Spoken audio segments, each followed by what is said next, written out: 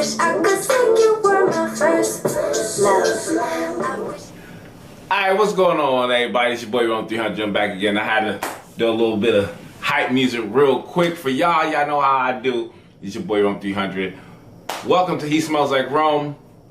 Y'all saw the title. Y'all know what we about to do. We about to do another fragrance review here for you guys. This is Fusion Sacrée from Majda bekkali. I hope I'm saying that right. Majda bekkali.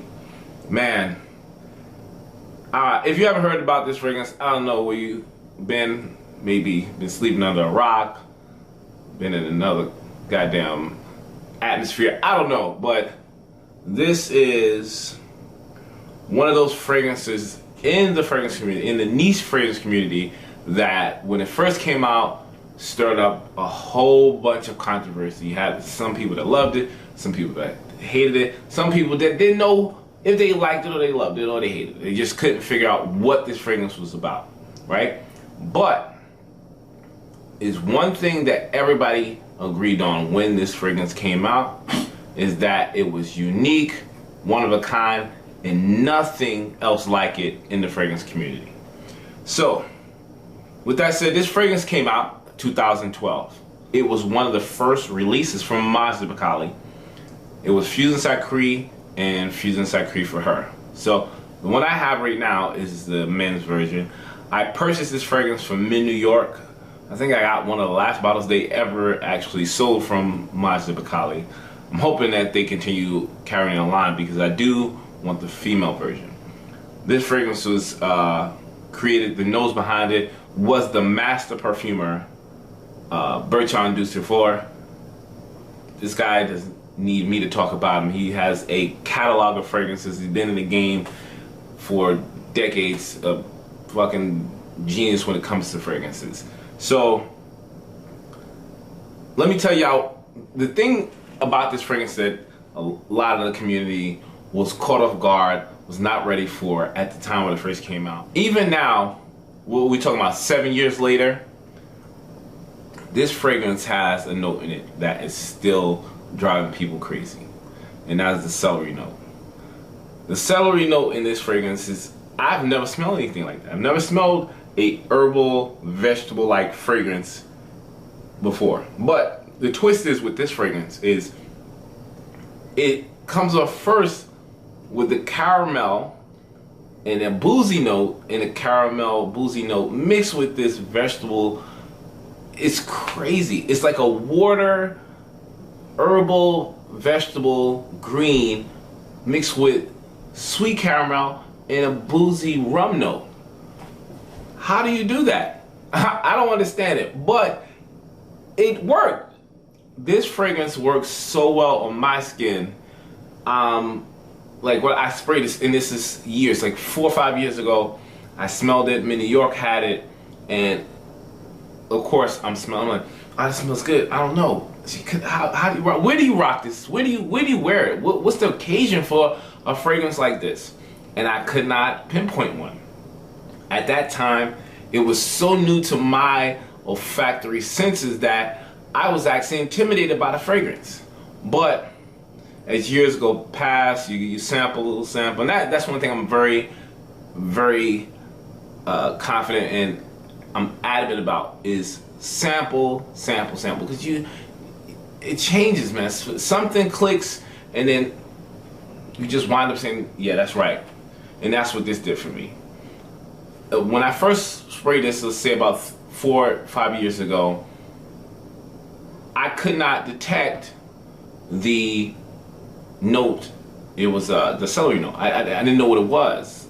I mean, I've eaten celery, but I couldn't tell off the bat what it was. I just knew it was a vegetable, and immediately was intrigued but also pushed off. Fast forward to, let's say, last year, reintroduced to both the fragrances, the female version and the men's version, and to be honest, I actually liked the female version better at the time because it didn't have the vegetable note. It was more on the fruity, still boozy, creamy side, but without the vegetable note. So it was more pleasant, more inviting, and more wearable. But it wasn't exciting. It wasn't something that I knew was going to be like, oh, what's that? Yo, what is you wearing? So when this fragrance was available in New York, I got, I bought a couple of fragrances and they sent me sample. And I totally forgot about it. I ain't gonna be honest. I'm going to be honest. I totally forgot about the fragrance. And reintroduced to it, I was like, oh, I gotta get this. The celery, this caramel, this musky, this ambergris note, everything that was developed in this fragrance was like mind-blowing. It was almost like it's like an out-of-body experience. And when I had my wife smell it and she told me that, she's like, what are you wearing? She's like, I like that. She said like 3 times. I was like, oh, if the wife like it, I gotta get it. So I pulled the trigger. New York had a sale because it was one of the last few that was there, and I got a good deal on it, so I grabbed it. I thought it was a 100 ml bottle. This is 120 ml. Man, I tell you guys, when I say this fragrance is worth every penny, retail price, or if you can find it at a discount, that's even the plus. But the fragrance is amazing. I'm not gonna go too much further. I'm gonna put the note breakdown so y'all can see exactly what I'm talking about. But just the plethora of notes that come through this fragrance. So here we go with the note breakdown.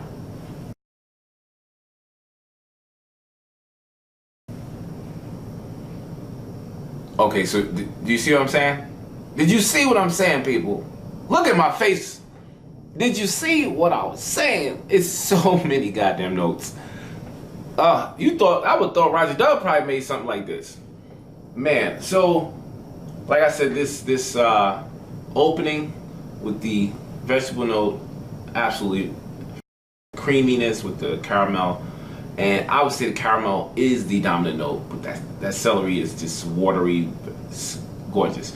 Then you get more towards the middle of the fragrance when it has benzoin, it has carnation, it has a floral note mixed with still, kind of a syrupy, sappy kind of smell to it. And I enjoy that, but I really wanted to get to the dry down because I watched a couple of reviews. I watched Fragrance Bros do a review on this. I watched, what was his name?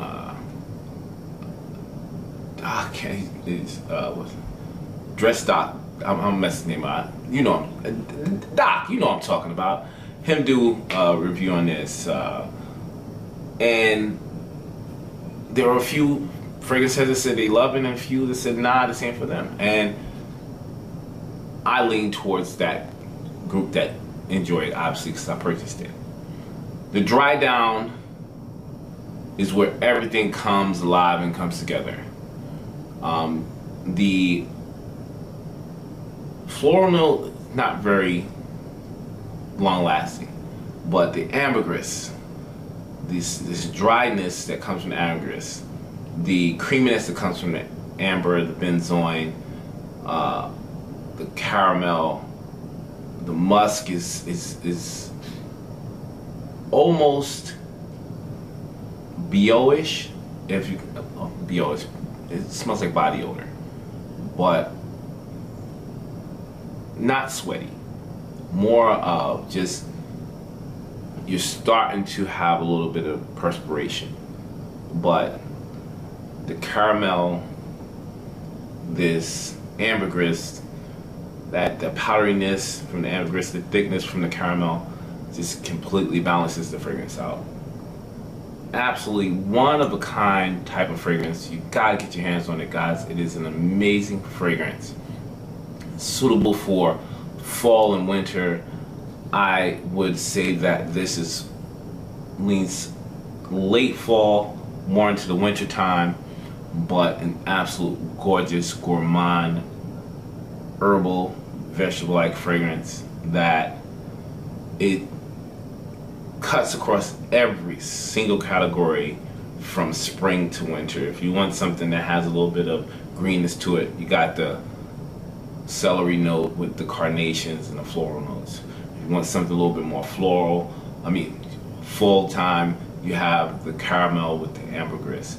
If you want a little bit more winter, you got the boozy rum note that comes along. It's you can distinctly detect that rum note, and then you got the benzoin that brings it all together and keeps it like almost a bear hug. An absolute gorgeous fragrance, guys. Glad I got it in my collection. Fun fragrance for the mature and sexy, and someone that's looking for an adventurous fragrance, something that's thinking outside of the box. That's what this journey for me is about. I want to look outside the box. I want to smell unique, and the fact that this causes a little mayhem, a little controversy in the fragrance community, I know everybody doesn't love it, so I know it's going to be a small club of people that have this fragrance. So that also intrigued me, and that's why I pulled the trigger on this. Obviously, I don't have to tell you what time to wear it. It's a nighttime fragrance in my opinion, but wear it whenever you want. Mature and sexy, but if you're 20 years old and you like it, hey, grab a bottle. You'll be the only one to have it, I'm telling you. And yeah, this idea of it being this is the men's fragrance and that's the women's fragrance, cut the fuck out. Nah. When I tell you a woman can rock this and get away with it without any problem, absolutely. And I'm telling you right now, I'm going to get the female version too. It comes in like an orange bottle, roughly kind of same aspect of when it comes to the composition, but that one's amped up in the gourmand category a little bit more. But all in all, an absolute fantastic fragrance. Guys, get your hands on it, check it out, and you will not be disappointed. I'm your boy Rome 300. I appreciate you guys rocking with me. Like I always say, y'all my peoples. And until next time, like I always say, it's okay if you want to smell like Rome. I'll check you guys out in the next video. Until then, peace.